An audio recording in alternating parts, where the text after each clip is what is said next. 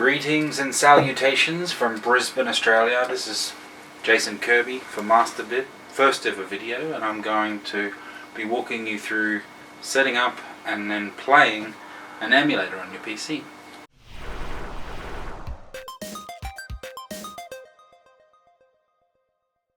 First place to stop is the emulator zone. Basically, an emulator is a software emulation or mimicking of a different hardware platform.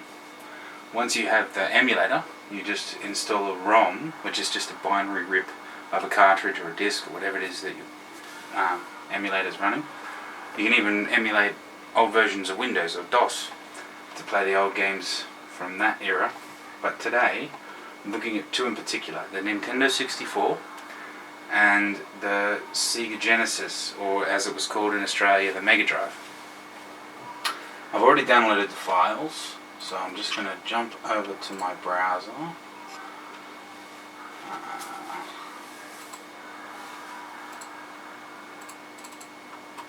And I've already installed Project 64, but before we can get started, you probably want one of these. This is just a cheap $20 dual analog stick controller from eBay.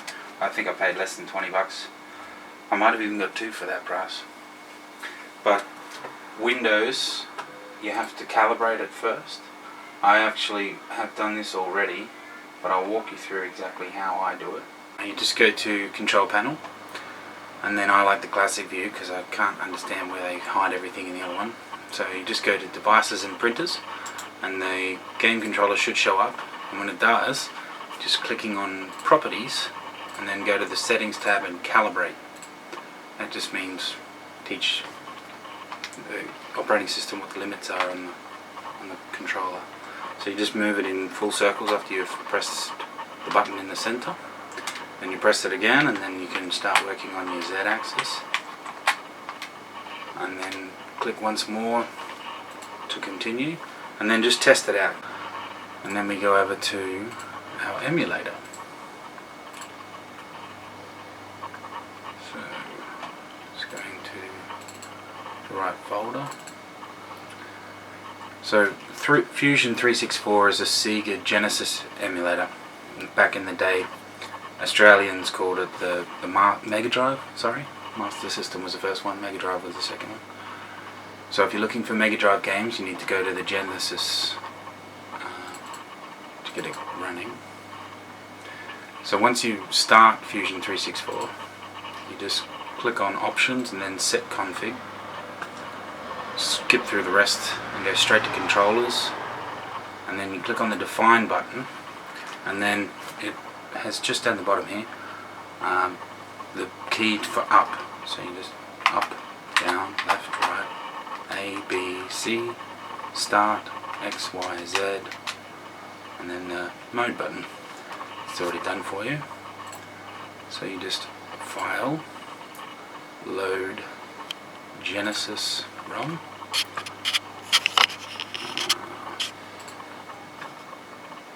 Z drive, emulators, Sega, Road Rash 3.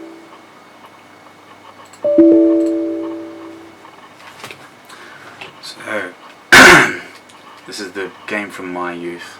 I played hours and hours and hours of this game. When I look at it now, I'm going to turn that down a little. When I look at it now, there's not much to see, but back then it was pretty cutting edge. You could buy motorbikes, upgrade, and then the ability to save your progress. You couldn't save it per se, but they would give you a code and it would have all the data there. But with an emulator you can save state and it'll launch from exactly where you left it off, which is a nice added perk.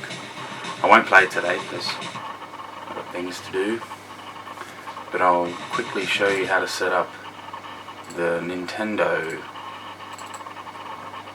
Project 64 I've already installed, but it's just a case of next until you're done.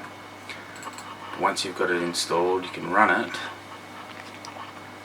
and then you jump to the controller plugin options, and again you calibrate it. But this one, instead of just following the prompts down the bottom, You have to do each one individually, which is a bit of a sucker's route, I think, but it's the best one we got. I've already set those up, so I'll just load a ROM.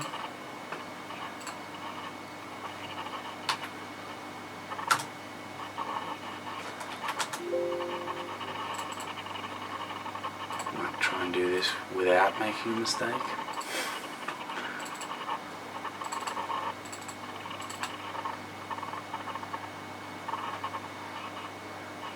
And there we have it. Mario Kart 64 running in an emulator on your computer, controlled with a $20 eBay cheap controller.